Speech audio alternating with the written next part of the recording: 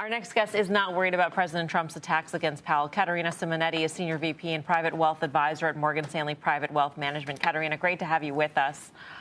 You're not worried at all? You think this is just Trump asserting that he believes rates should be lower? Well, it is fair to say that we have seen President Trump criticize Jay Powell before. As a matter of fact, I believe somewhere around 2019, he called him a golfer that can't putt. So administration absolutely might have their opinions, but Jay Powell has 1 year left in the office, and he is going to finish his term. At least he absolutely should be. And it's fair to expect that Fed, which is an independent entity, is going to be data-driven in this decision on whether to cut rates or not. And tariffs, rightfully so, present severe, significant inflationary pressures. So we need to give Fed more time to analyze the data, to see how the effects of this policy will trickle down into the data. Yes, we saw good numbers just recently, and that's great, but the tariff policy is not going to be immediately reflected in this data. There's delayed effect there. So naturally, we expect Fed to be very thoughtful about this decision, and for us, we don't expect Fed to cut rates at all this year. So, Katerina, am I being too cynical thinking if they have to refinance over $9 trillion in debt, somehow, some way, he will cut Powell, this is who I'm referring to, obviously, on his own? And should President Trump sort of just leave him alone? Because Chairman Powell does not have a great approval rating.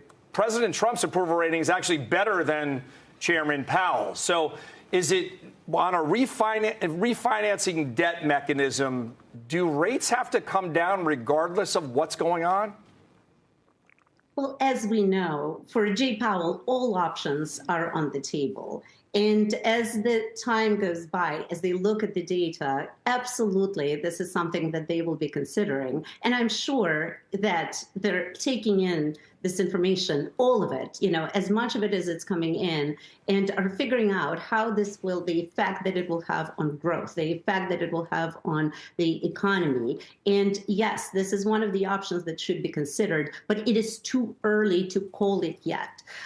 We have to just wait and see. We have to give this a little bit of time to see the effect it's going to have not only on inflation, but on the broad economy in general, on earnings, and on overall positioning as we go into the end of the year. Katerina, I guess I'm curious your opinion on does the dynamic with the president in an environment the Fed seems so boxed in. Do you think that the Fed really has to dig in even more in this environment? Or do you think the Fed is really holding whatever line they're going to? In other words, my view is that Secretary Bessent really is of the school that he would rather see the Fed be less involved in both the economy and the markets, and that fiscal policy shouldn't be the cure-all. I think he's on the side, actually, of not doing anything. But I'm just kind of curious if you think that the current rhetoric means that one side has to give more than the other.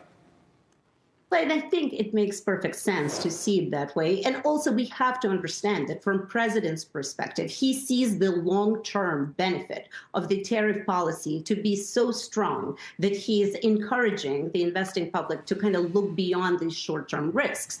But we also have to appreciate that for the Fed, it is the short-term effect. It is really month to month that they're looking at. So we're seeing here, the clash between the long-term perspective, what is being done for, just the good of the country from the administration's perspective, and the Fed and Jay Powell, who are looking at the immediate effect, at inflation, at potential recession, at what this means for the economic growth in the short run until we see these long-term positive effects come to fruition.